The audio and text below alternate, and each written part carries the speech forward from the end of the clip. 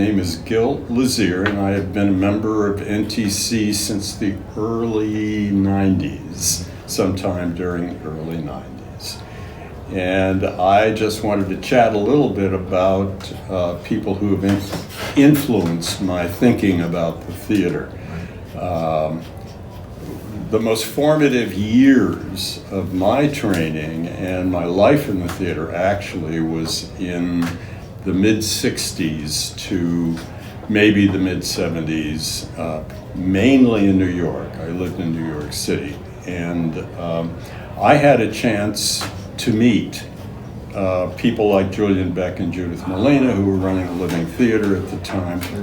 I saw every play that Peter Brook directed in New York and some in London during that period of time.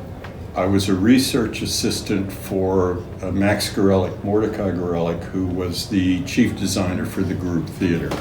And these people, plus others, I was in New York for the first season of the Public Theater and saw all the shows that Joe Patt produced during that period of time. They influenced my perspective about what the theater should be about tremendously during that period of time.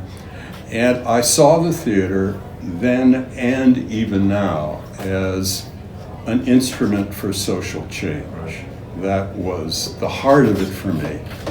And as a director and as a teacher, it infused my dedication to the theater with a certain kind of energy that was all around at that time, and which there are few models for today. If I asked my students who was Mordecai Gorelick, they wouldn't know.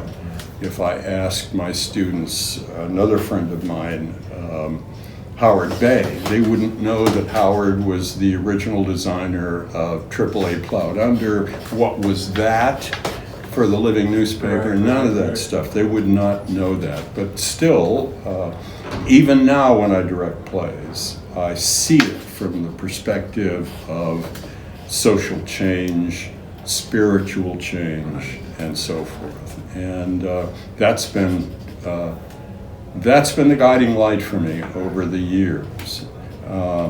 Because I was a dean and an associate dean for many years at Florida State, and because I ran a conservatory for actor training connected with the Oslo Theater in Sarasota, I could brainwash my students at least to think about other things than making commercials and being on television.